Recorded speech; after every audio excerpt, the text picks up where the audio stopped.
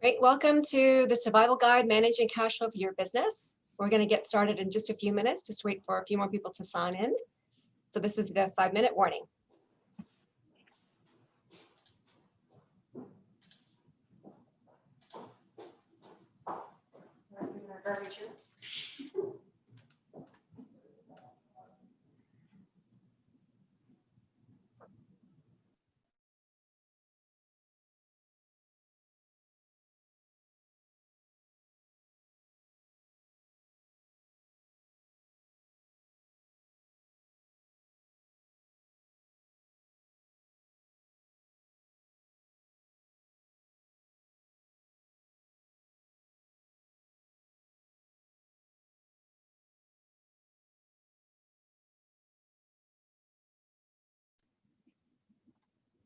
For those who have just joined us, welcome again to the Survival Guide, Managing Cash Flow for Your Business. We're going to get started just a few minutes here. Just wait for those other people to sign on to the webinar. For those of you that are online already, you can change your views around. If you're not familiar with Zoom, at the top of your screen, you'll see a speaker view. I encourage you to go into a gallery view to view the presentation. We'll get started in just a few minutes.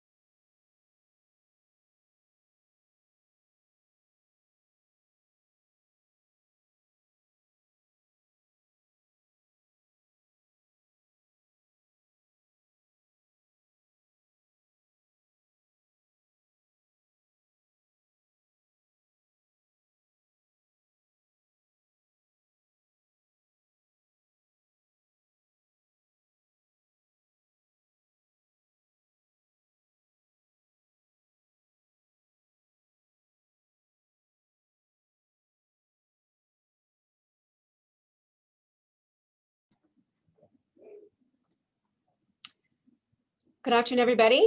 We're going to get started here. I have just a few minutes after 1 o'clock on my computer. So welcome to Survival Guide, Managing Cash Flow for Your Business. My name is Jillian Fairley, and I am the General Manager at the Center for Business and Economic Development. Our organization provides coaching and advice to small businesses as well as financing. We are pleased to offer this webinar today and to help you and your business. Just want to go through some housekeeping items before we get started. This session is being recorded and will be shared with all registrants following the webinar. You will be muted for the duration of the session, but please use the chat feature if you have any questions, and that can be throughout the presentation. So prior to today, several of you shared questions during the registration process, and these have been provided to our experts today, and many of those questions have been incorporated into the presentation. However, there's always room for additional questions. So if you have a question, please use the chat function. You'll find the chat at the bottom of your screen. To ask a question in the chat, please address it to all panelists and participants so everyone can see the questions. And we'll address as many questions as we can throughout the presentation. It is now my pleasure to welcome our presenters today. Alessandro Lupo is an investment advisor with RBC Wealth Management, and Christine Caroline is an accountant and partner with Caroline and Ashkabar LLP. Both have been extremely busy helping their own clients during this pandemic, and we are grateful that they're able to spend some time with us today and share their expertise. Cash flow is often a struggle for many business owners, but particularly during these challenging and uncertain times. The session will help you learn how to better track and manage your cash flow, forecast outgoing, expected, and unexpected expenses, and manage your debt payments. So it's now my pleasure to hand it over to Alessandro and Christine. Welcome and thank you. Thank you very, very much, Jillian, for the introduction. I'm just going to share my screen here with everybody. Okay, so I believe everybody can see the screen share, and sorry, it's on a second screen, so I'm just looking off to my left. But thanks again for having me, and thanks for the introduction, Jillian. I'm going to get started. Again, as you all know, the presentation is on cash flow for your business. And some more introductions. Jillian already did it for us, but I put it here anyway. So Alessandro, he'll speak a little bit about himself later on in the presentation. I'll start. But he's a personal financial planner, investment advisor with RBC Dominion Securities. And myself, I'm a partner at Caroline and Ashaber LLP. And also a facilitator and session leader and teacher for Chartered Professional Accountants of Canada. So that is a little bit about our presenters today, myself and Alessandro. So I'll get jumping right into the focuses of the presentation today. So I'm going to address the real causes of cash flow problems in businesses. I've picked the top 6 that I see on a daily basis on a regular basis, how to manage the cash flow and some tips and tricks and how I walk my clients through this from a personal need and a business need. And then we're going to look at, once we've walked through that and understood exactly where the cash flow problems are in your business and how to manage that, we get you on a program that we can better handle the cash, and then what we're going to do with that excess cash once we have a better handle on it of the business. So I'm going to jump right into the top 6 causes that I see that cause cash flow problems. So the number 1 problem I see is that business owners are excellent at what they do, at running the business and know their business inside and out, but they're not paying attention to the expenses. So they're doing well in day-to-day, excellent at executing the type of business that they are running, but not paying close enough attention to the numbers and the expenses. The second issue that I see is accounts receivable and collection issues. So this is sort of self-explanatory, but it's invoicing your clients and not following through or not able to collect on time, which causes shortfalls because you're outputting cash, paying your bills, but not getting paid from your customers on time. So it creates a lag and a discrepancy of your outflows and inflows. This causes some cash flow issues. The third point is bad or no bookkeeping. So I see this all too often is, again, I think this plays on to number 1, but you're running your business, you're doing what you do best, and bring in the box at the end of the year to your accountant and wonder why you have no cash in the company. So I can't stress this enough, is that you pay attention to your bookkeeping, to your expenses, and either do it monthly, quarterly, find a good bookkeeper. There are lots of them around, and just understanding your numbers and revisiting that. So we're going to go through that in the presentation, the bookkeeping component of this. The fourth item is expensive debt or highly leveraged. So this is where, we've bought a lot of capital assets, or we've bought a lot of things. We're in the startup mode. We're highly leveraged. We're paying high interest rates. Sometimes we're just paying interest on loans. So this can get quite expensive, and not knowing the cash flow, not knowing your inflows versus your outflows. This debt piece can be quite an issue and become quite a problem. So managing that is definitely something that clients should be looking at, and managers of business owners, I guess, should be focusing on. The fifth item is no cash reserve. So what happens when you've paid your bills, but you don't have that inflow from your receivables, and you don't have a line of credit, or you don't have, personal money that can fund operations ongoing. So not having that reserve, not having that ability to pay your bills. And then expansion too quickly. Again, I see this, people start companies, everything is going great. Business is great, but then they expand too quickly, and we just don't have the leverage there to help them. Banks, Alessandra will speak to this, but generally need a year, at least a year, generally want 2 years of financials. So getting that lending can be quite difficult. So just monitoring your expansion, your cash flow, and doing your projections right is definitely some areas to focus on. And these are the problems that I see that cause cash flow issues. So the best practice is, I developed this into 3 steps of how to manage cash flow. So this is something that I practice regularly, my clients practice regularly, and I'm going to walk you through an example in the presentation of exactly how this happens. So best way to manage the cash flow. First step is understanding, I'm sorry, I'm looking down, it's on the side screen, but clearly understanding your business income statement and balance sheet. Some people don't want to deal with their finances, but it is really, really, really important that you fully understand what they're telling you, because they are telling you a story. And we're going to look at one of those stories in a bit. The second point is taking a look at your financial personal situation to determine what you need for personal expenses.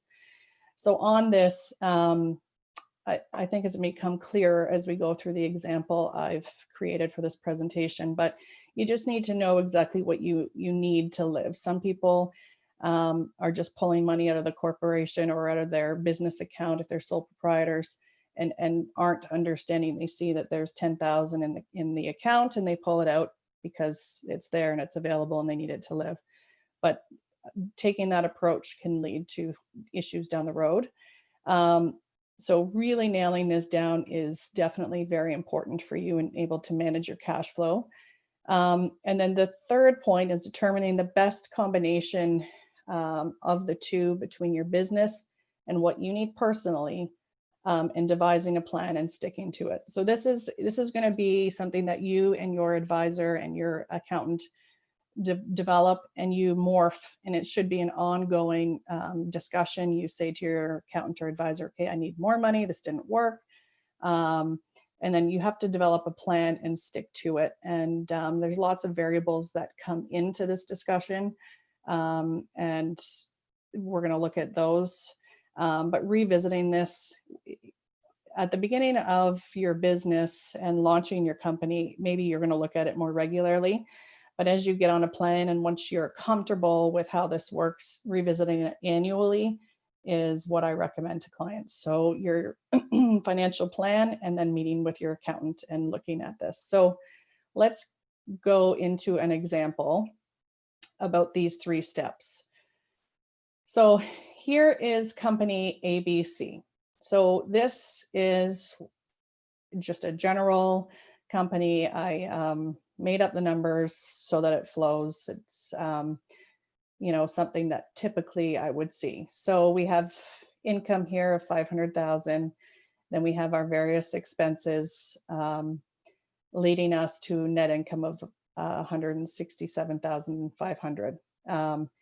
Factoring in income tax, the corporate tax rate, I use this in this instance. So this example is a corporation. Sole proprietors are slightly different because it's all on personal tax rates, but I've used this just for example purposes.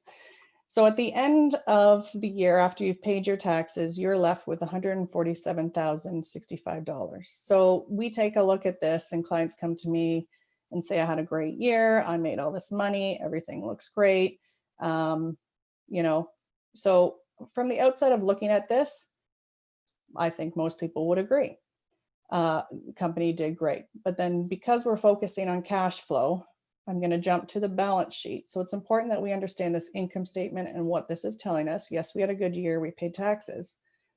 But when I jump to the balance sheet, oh, went too fast, of this same company, let's have a look here. So we have the assets of the company. We have accounts receivable. I'm going to talk about these issues. I've highlighted them. Accounts receivable, 70,000. This is money you haven't received. We have prepaid expenses, capital assets. It's a startup, heavily invested into some capital assets. So this is what you own at the end of the year. This is what your company has in assets. Then we look at the liability side. So you owe 9,900 on your line of credit. You owe people, some suppliers, $10,000. Your HST payable at the end of the year. This is a big one that people forget, that HST is due. Yes, it's cash you've collected, but it's cash you have to just turn around and pay the government. So figuring out what works for you, whether you put that money in a separate account, HST account, whether you prepay the installments to CRA for that HST, that is something that you need to figure out for your company, what works best for you in setting this 25,000 aside for HST payable come the end of the year. Then we have this income tax payable that we talked about on the last page. This is at the end of the year. You see your accountant, they say, okay, you had a great year. You owe 20,435 in taxes payable. Then we have this bank loan because we needed it to purchase these assets. And the shareholder of the company also loaned the company some money. So we have a lot of liabilities here that the company needs to pay, and we don't have any cash. So the issues when I look at this with clients, I say, you know, your accounts receivable, it's high. And back to the pitfalls, we talk about, you know, how can we manage this better? How can we get our collections and our AR turnover, you know, in a better state, that I don't have $70,000 out there that is mine. I've done the work. Everything's, you know, kosher. That should be my money. So collections is key and figuring that out. Capital assets is high. And so this is somewhere that I visit a lot with clients. Like, did we need to spend 300,000 in the first year? And this goes back to that pitfall of expansion too quickly. Maybe we did, that's fine. And, but, you know, figuring that out with clients, also looking at lease versus buy options do impact cash flow. Also lending with the bank. Sometimes I talk to clients, lease versus buy. If the bank's going to look at your balance sheet and you've bought something, you likely have debt here. It's not going to help you out with your ratios. So sometimes we can play with that lease versus buy scenario, depending on where you're at in the business and what our goals are. So, and then we look here, we have the line of credit. Is the line of credit only 10,000? Are we almost maxed out? How are we going to pay these 10,000 in bills? So then we have this HST of 25,000. I don't have any cash. I might be maxed out on my line of credit. How am I going to pay this? Again, this income tax payable. This is due 3 months after your year end. And so again, there are issues here. We don't have any cash. We didn't manage this properly. So going back, I come in with the balance sheet. They say they had a great year. Yes, absolutely, they had a great year. Where we need to spend time and focus on is the cash flow management. And that is what the story, this balance sheet is telling me. So that goes back to me saying that you have to understand what these financials are telling you. And just ask the question to your advisor, your accountant, anyone, because they'd be happy to explain this to you, and taking the time at your year-end meeting with your accountant and fully understanding this will just set you on the right path. So I've also gone through the next slide. This is monthly cash flow. I'm not going to go through the numbers in complete detail, but you start with your 10,000 that you loaned the company. Day one, we worked through some inflows. I'll share some apps later of how you can do this, but then your net cash at the end of the month carries to the next month. And then you go through the same exercise. You're going to have your cash inflows here, you're going to have all your cash outflows. The end of the month, you should have 14,281 of cash in your bank. And then again, the same exercise, you start March with that ending balance, same exercise. You go through the whole year. At the end of the year, here's this negative 9,900 that I have on my line of credit. So monitoring this on a monthly basis, very, very important. Again, if you do your own bookkeeping, monthly, quarterly at the very least, and monitoring this cash flow is definitely key. So this is the next step. So we've looked at our financials, we understand them, we've made a plan to how we're going to deal with our cash flow. Then I turn to the owners and I say, what do you need for personal cash flow needs at the end of the year? Normally we sit down, we come up with a budget just like this, a mortgage, you got your utilities, food, daycare, all this. So you say to me or your advisor, I need $7,320 per month. And then the next step with your advisor from a cash flow perspective and linking the two very closely is, for corporations, we have options. We can take this by way of dividends. We can take this by way of salary. We can also take this, we're going to look at the dividend salary option in just a minute, but there also is the option of a shareholder loan. So be careful with this. This is drawing money out of your corporation and not declaring it on your personal income tax return. And the issue with this is it has to be repaid within 2 years, or there's imputed interest benefit on your personal tax return. So just be careful you're monitoring that. So I know some people do get behind in filing their taxes. So if you are borrowing from the company and haven't declared it personally, this can cause issues with CRA. So this is our last resort.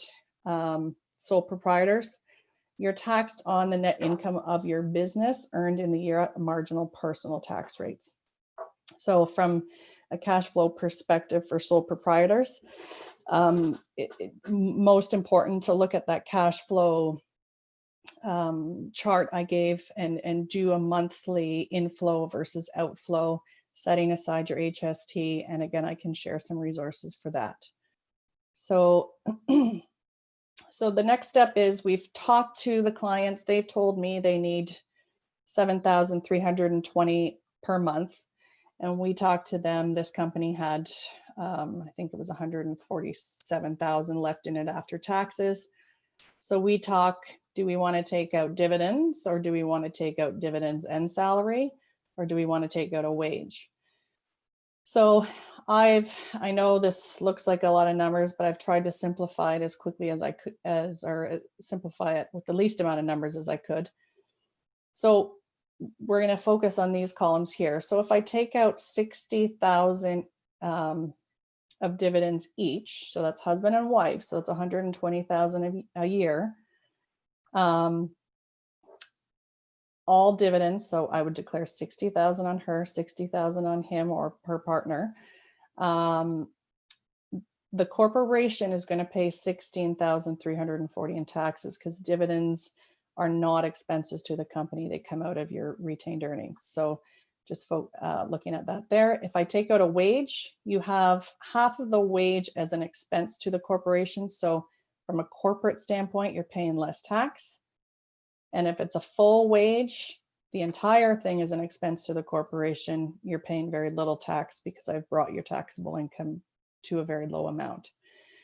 So from the dividends, we'll just focus here. Dividends, okay, all dividends, I'm paying this in corporate tax to CRA. I'm paying this to John personally, and I'm paying 5,349 to Lisa personally. So total tax paid combined between corporation and the personal taxes, $30,574. If I do a split, which is 30,000 in wage, 30,000 in dividends to each spouse, I'm paying 8,544 corporate tax. Here's my personal tax obligation to John. Here's my personal tax obligation to Lisa. Total tax, $27,765. So the difference between 1 and 2, looking at this just from strictly this point of view, I would save $2,809 by doing this dividend wage split. If I went to a complete wage, 60,000 salary to John, 60,000 to Lisa, I'm paying $872 corporate tax. Here's my personal tax obligation to John. Here's my personal tax obligation to Lisa. Total tax, $26,024. Tax savings from scenario 1, dividend, to scenario 3 is $4,550. But there are more variables we need to look at. So what is the cost to the company? The cost to the company in strictly dividends is $120,000. You've just taken out the 60 each. The cost to the company through the wage split is $122,000 because we have to remit the CPP on the employer side of the wages. And again, if I'm doing a full wage to John and Lisa, I'm paying the cost to ABC company is $125,000. So the CPP cost on those wages, $5,796. So here my cost is $120,000. Here I'm saving a little bit I'm saving $26.50 by doing a wage split. But if I went to a full wage from a cash flow perspective, I'm losing $1,246 every year. So that is where I talk to clients and we get the advisor involved and say, how do you feel about CPP? Do we want to spend this extra amount of money every year in order for you to get CPP? Or does it make more sense to leave the money in your company and invest it there? So that is a discussion we have, and you need to think about in how you're going to pull the money out of the company. And then we look at, okay, so this is the last variable of how we're going to get this money out in order for you to live your personal life comfortably. So we've said we need this personally. We need $7,320 a month. That's my expenses. That's what I need to live on. That's a pretty tight budget. If I take dividends out, I'm left with $8,814 after taxes of money in my pocket. If I do the split, I'm left with $8,166. And this amount left over here is just what I'm left with after I paid my personal tax, less my expenses, my monthly expenses. I'm going to have an overflow of $1,494 if I go the dividend route. If I do the split route, because my taxes are higher and I'm taking out a salary, I'm only left with $846 after I've paid my expenses. And if I take out a salary, I'm only left with $101 a month.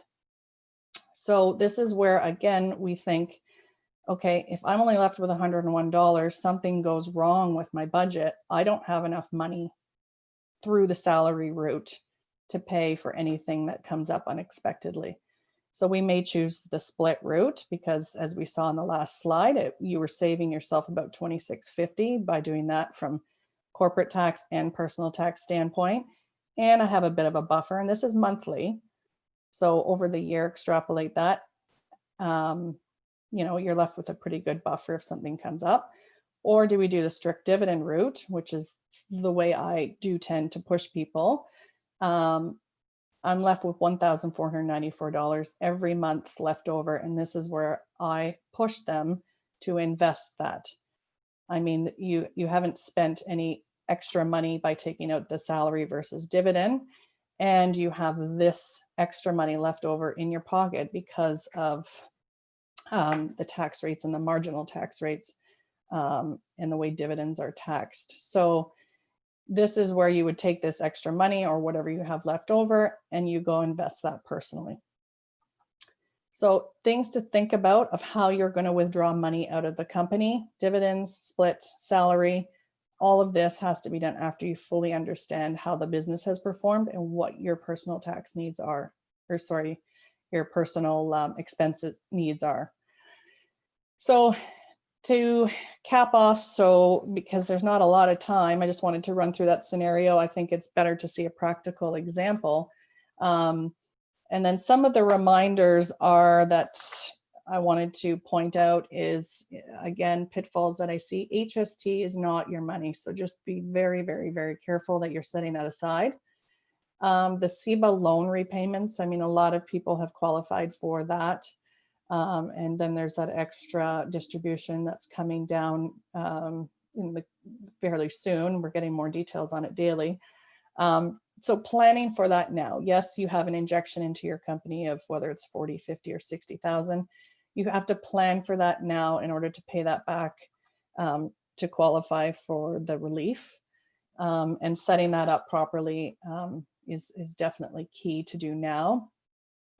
And then excess cash left in your corporation. So a big use, and from my standpoint, I mean, there are legal benefits as well, but for the corporation is the tax deferral. So I try and work very, very hard with my clients to formulate that personal budget, take out only what you need, and you leave the rest in the company to defer the taxes, invest it within the company, and then we use that as sort of your RRSP down the road. That's how we're going to pay you out at lower tax rates. So figuring that sweet spot out of what you need and what we can leave in the company, getting your cash flow under wraps is something that definitely needs to be, again, I can't stress this enough, monitored regularly and revisited regularly with your advisor and your accountant. And then I have this link here that we'll share with you, but I wanted to show you. I think you can still see. Alison, or can you nod if you can see this RBC tool? Yeah. Okay. So this link here takes you to this cash flow tool. It will walk you through. Every bank has a tool like this. I'm just using RBC because Alessandro works for RBC and they partnered on this presentation, but every bank has this tool. You can go in 1 year or more, how long you've been in business, your money in, I want to calculate, and you can add all your money in. And it will prepare that cash flow for you. And it's just a tool that I think is available that should be used if you're not doing anything. And just working through this, you can go to your money out. You want to calculate it. You can put in all your expenses and just helps you monitor your cash flow, and it will produce a report for you at the end, let you know what you're left with. So that you can use this for planning purposes, develop a projection, and then compare it monthly or quarterly. That would be something that I would think would be very beneficial to anybody. So I wanted to show that. I will share the link after the presentation. And with that, I think that's all I wanted to show was a real life situation. So I'll pass it over to Alessandro now. Hello, everyone. Yes, I'm Alessandro Lupo. I'm with RBC Dominion Securities. I'm an investment advisor. I've been there for about 7 years, and before was at the retail side. So a couple comments once I'm able to take control. Here we go.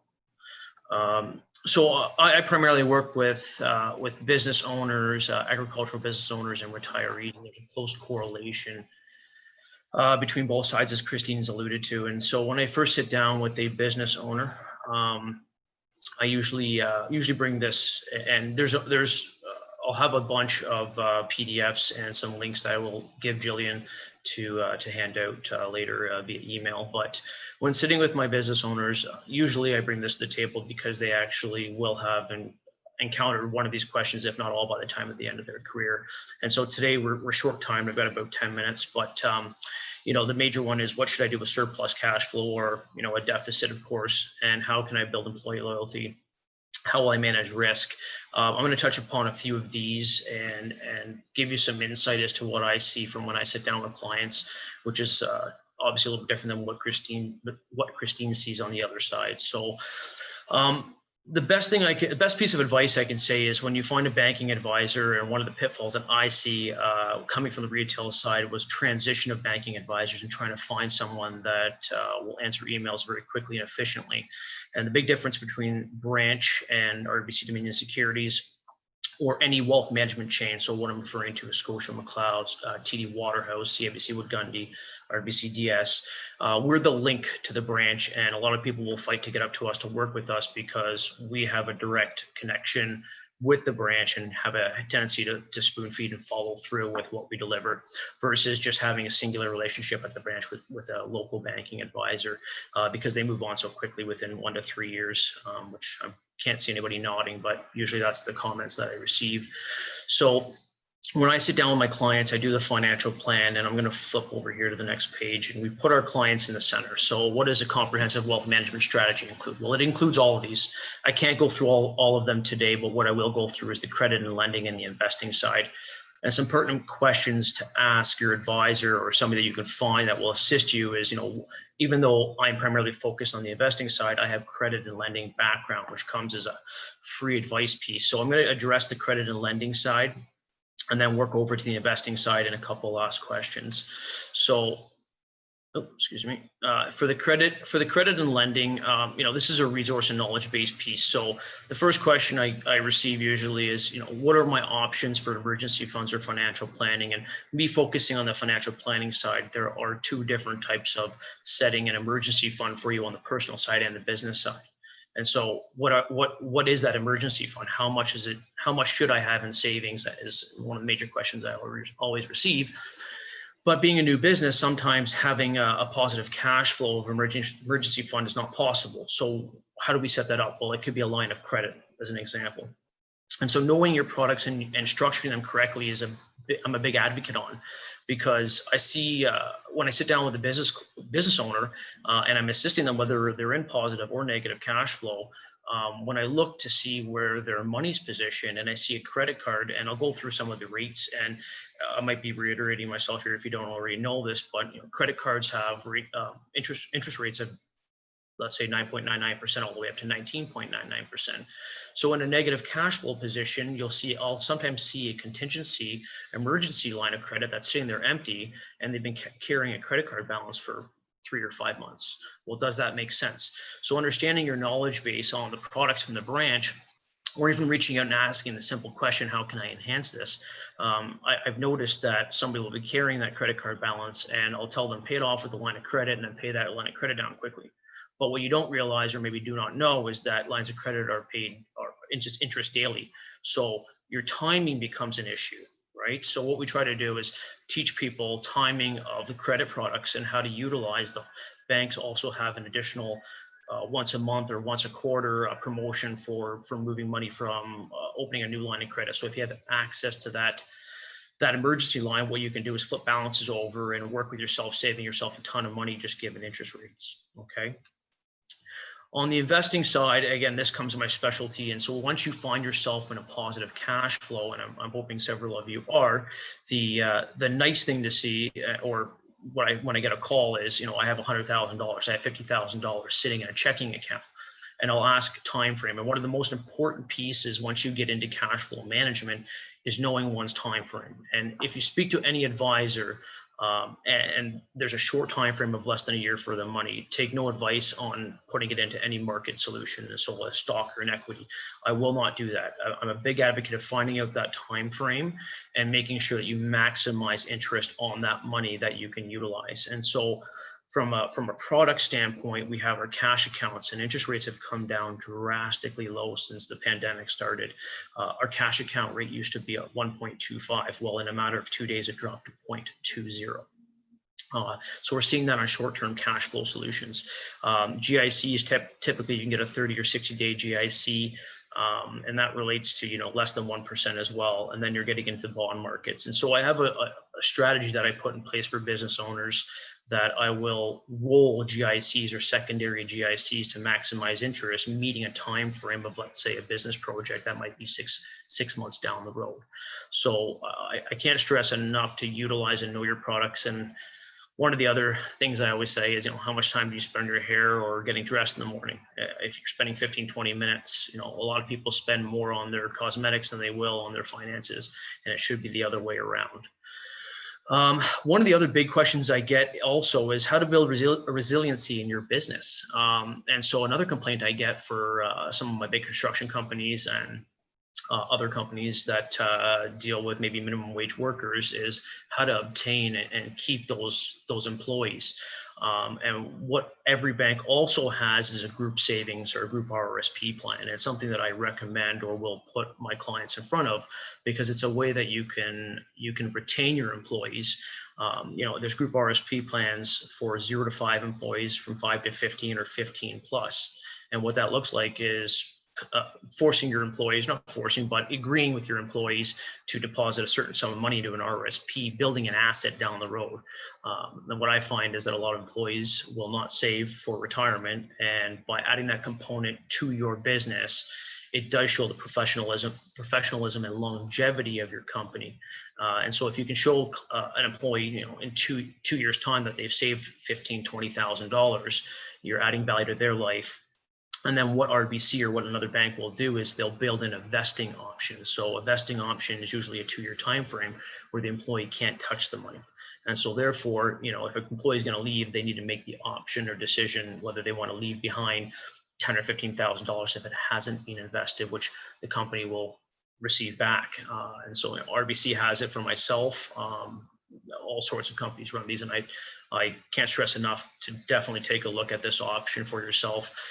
There's some numbers out there that effectively shows a retention rate of 70% or more on keeping your employees intact with your company, especially if you're putting all those resources and time and energy into training them. Okay. We have a question from Jillian previously, so I'll read the question and Christine and I can piggyback off it. What is recommended ratio of gross income to be kept for reinvesting in the business, setting aside for emergencies, and finally for bringing home as a net salary? Is there a recommended formula, especially for businesses still growing and needing a lot of reinvestment? The answer comes down to, on my side of the fence, it's a personal budget, and Christine's touched upon that.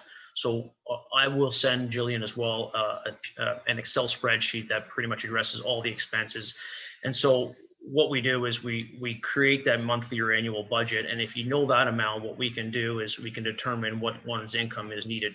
And from the last statement that Christine showed, that is huge. I find clients will take money from their corporation or request it for all sorts of various reasons, toys, family, tuition, and not knowing what exactly they need. But if we know what they need, then we can plan. And I guess the whole finale of this is, and my delivery is being proactive and not reactive. And I think that's been beat down in the industry a lot, but truly it's staying in communication with your accountant and your financial advisor planner and making sure that the three of us or the three individuals discuss what the implications are of each and every one of your moves. So I tell my clients, even though I'm on the investing side, if they want to buy a vehicle, give me a call and let me know. I can strategize some numbers from leasing and from borrowing outright to paying cash.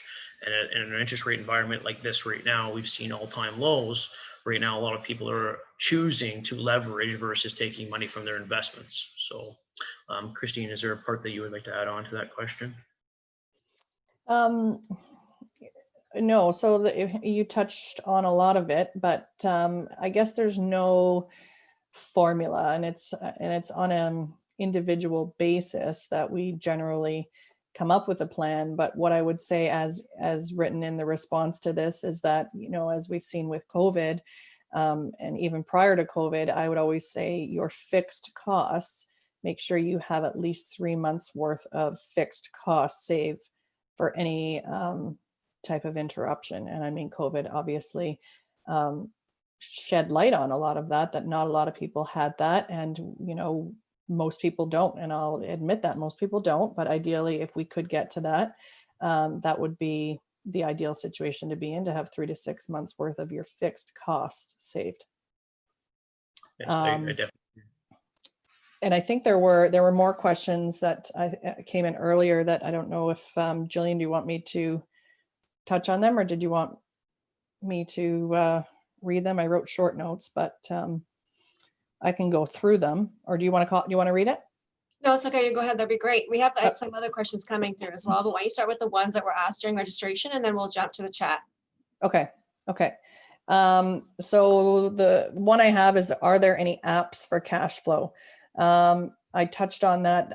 We'll send out a link to everybody, but there are apps with every, I think that's what we're getting at, is every bank has links to these types of things. Also, there are templates on Excel that if you put in personal budget or budget template, like you'll find quite a few on there that you can work off of and tweak to be unique to yourself. So there are some out there. I will send the link out, or we'll have the link available to you somehow that I touched on. And then otherwise I would just direct you towards Excel for that, for those, because there are plenty. Taxes low, how to keep your taxes low when withdrawing from your company.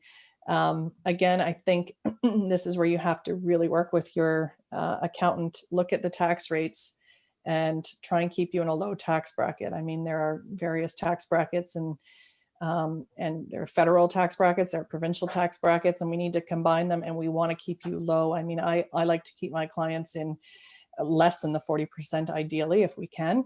But if we can't, I want them less than the 50%, and it's keeping them there using other ways to get them lower. If they're taking out above the 35%, usually that's when I start talking about RSPs, because it's a direct correlation. If you're paying tax on your tax rate's 40%, then you contribute to your RSP, you're saving 40% on whatever your contribution is in personal taxes. So no real way to keep your taxes low. Again, if you need the money to live, and everyone needs money to live, we have to withdraw that so that you can live a comfortable life.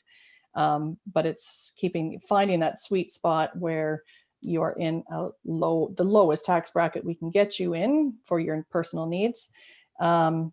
So again, I would just say that you'd have to develop that budget personally, and then talk to your advisor on how to get the money out to you to live that budget, and any tax planning opportunities that would be available to you. And then key metrics, I think, was another question. I can try and address this one, but key metrics. So I'm trying to understand the question, and I think it goes back to the one that's on the screen. I think it's unique to every business what the metrics are. You might be in a business that doesn't generate a lot of cash flow on a monthly basis, and maybe you're doing fewer larger projects, so it might be different for you versus someone who's providing a service and there's lots of cash exchanging hands every day. So I think, again, that there's no key metrics that cover everything. I think it's unique to your business. And again, if you have any specific questions to your business and want to get a little bit more personal, I'm happy to answer them. I think Jillian can share, or I'll give her authorization to share my contact, and you can reach out to me. I'd be happy to answer any specific metrics to your particular industry. There's another question here. From a personal perspective, your comparison of dividends split and salary seems to make dividends a clear choice of the corporation's owner. Why would a business opt to pay salaries? There's an accounting piece in there, and then also a financial planning piece. And the main difference between the two is one pays your CPP, so that's your Canada pension plan for down the road, and that's a decision that your accountant and you must have, but affects the financial planning side down the road. And so if you've been taking dividends, you're not paying CPP, not paying into CPP, and therefore won't be collecting down the road technically. And therefore, if you're paying yourself a salary and you want that, and you would like to collect CPP later on in life, so age 60 to 65, it's a whole different conversation to have. But what I see with most of my business owners is that, maximum CPP this year for a person who's 65 years of age is around $1,100. And so when you have a corporation, or you've saved because you've been diligent, that cash flow and that CPP sometimes, especially for corporate owners, that CPP is insignificant. And so I usually am discounting a CPP down. My my platform and my financial planning software from 100% down to 80%, build that buffer in there. And, if you're not anticipating that, once you build all your categories from RRSPs to tax-free savings accounts, adding in your non-reg corporation, or sorry, your non-reg accounts and your corporate accounts, if you wait until the age of 71, that can all creep up where your old age security gets completely wiped out. And that's a free $7,000. When I say free, we've all paid into it, but $7,000 each if you have a spouse, that can get wiped out above a certain threshold. So we try to plan for this. And as you can see, there's differences, but a lot of similarities between Christine and myself's business, where we need to be cognizant of what you're doing. Mm-hmm. Great, thank you for addressing all the questions. Let us know if you have any other questions in the chat. For sure, it's still open. But one of the comments I also wanted to make, coming from a lending institution around taxes, going back to that question, was a lot of business owners that come to us applying for financing have really tried to minimize their taxes. Nobody wants to pay taxes. But if you're looking to borrow money, that's something to think about as well, and work with your financial planner and your accountant, because if there's nothing to show on the taxes that you've earned enough income to pay taxes, it's extremely difficult to borrow money. So that's something to think about as well. If you don't need to borrow money, then by all means, there's no reason to pay extra taxes when you don't need to. And you can maximize those expense deductions. But if you need to borrow money, then that's something to think about long term, is how you're showing that you're making enough money and paying taxes. So that's an important consideration as well. Mm-hmm. Great. So I don't see any more questions in the chat.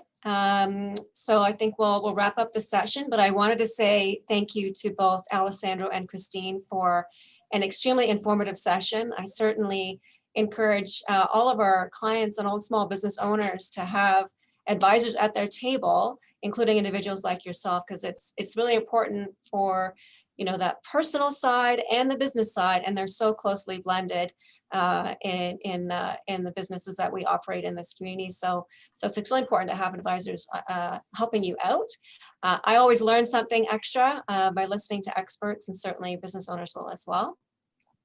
So once again, thank you for the session today, and thank you for the participants who attended.